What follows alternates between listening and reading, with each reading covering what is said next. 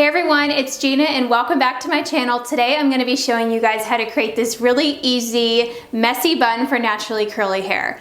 The great thing about naturally curly hair is because it is so textured, you can really get sort of that formal updo look without having to do hardly any effort. Because a lot of people with straight hair like to curl their hair with heat in order to get kind of that textured, piecey look. But this is super easy. I like to do this on days when I just don't feel like refreshing my hair, when I just want to give my hair a break, when I need to wash my hair.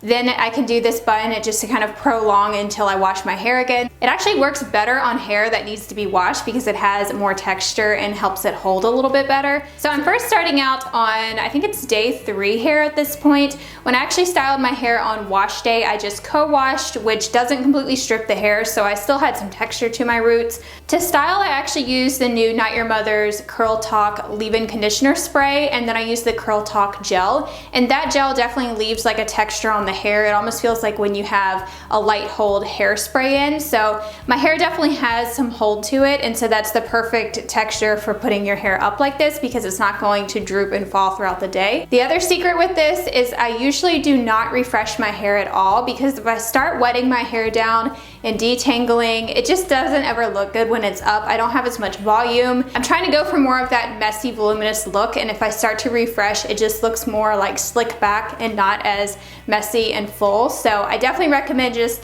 don't touch your hair too much. Don't try to detangle it or anything. So the first thing that I'd like to do is kind of shake out my roots a little bit, because usually when I sleep on my hair, sometimes my hair can get pressed down to my head, and this is day 3 hair, so I want to kind of add in some volume before I put my hair up. So all I do for that is I just take my dry hands, place them right at my roots, and sort of lift the hair away from the scalp. You can also kind of shake out your roots and give yourself a little bit of a scalp massage.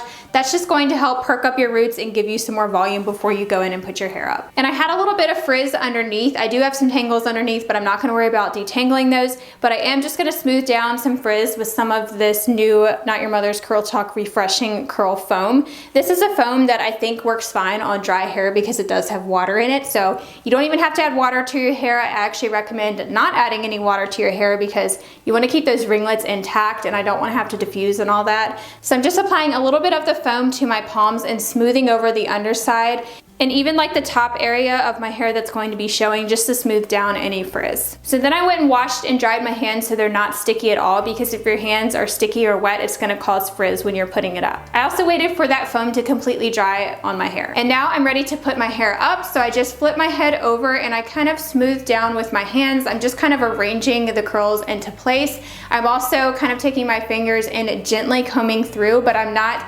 completely pulling my hands through, and I'm not combing it entirely. I'm just kind of situating the hair underneath just to make sure that I'm getting all of the curls up in the bun, like some of those shorter pieces are getting up. And I'm also tucking in any lumps that are starting to show through. That way when I put it up, I'm not gonna have a bunch of lumps poking out underneath. So I'm just kind of situating them and smoothing them out with my hands. But again, I'm not combing through my hair. I'm like barely pressing my fingers into my scalp as I'm putting it up. So once I have it up on top of my head, now we're ready to wrap the scrunchie around it. I really like using hair scrunchies instead of elastic hair ties because they don't crease the hair, and they also are a lot better for naturally curly hair that's more prone to breakage. My favorite scrunchies are from MYK Silk. You guys have seen me talk about these scrunchies in the past. They're made out of mulberry silk, which is actually rich in proteins and amino acids, so they're pretty good for your hair. They don't cause any creasing, they don't break your hair.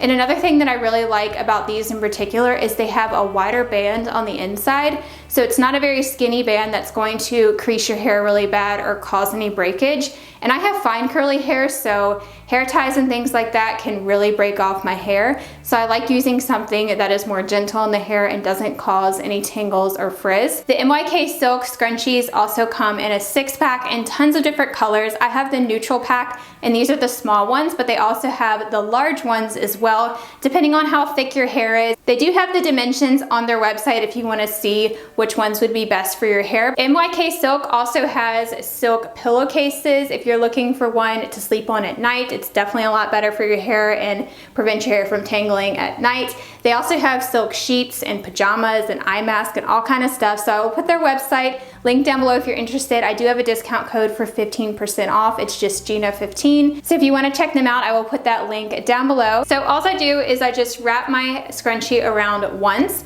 You could just leave it once and not pull it through all the way depending on how thick your hair is, but I want to make sure that my hair is not going to fall out, so I am going to wrap it around a second time.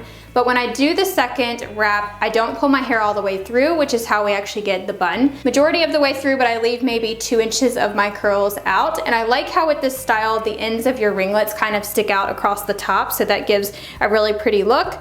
So once it's on top of my head, I just kind of situate the bun part how I like it. I also kind of shift the hair around to the back just to kind of give it that full circle. But you could leave it all in front just depending on the look that you want to have in the back. But I leave the majority of the ends in the front, if that makes sense. Then my next biggest secret for this look is I like to loosen it up a lot and then pin it down so it doesn't fall out. So I will just gently pull on the scrunchie to make it even looser, or you can kind of put your fingers right at your roots and pull your roots out a little bit. Having that messier look gives that more full appearance around like the crown area of your hair and around like the hairline area. It gives so much more volume and it looks really just nice. It makes me look like I have more hair, which is always great. But in order for that to not fall throughout the day because it is so loose, I like to take a few bobby pins and just place those underneath, and I hide them within my hair.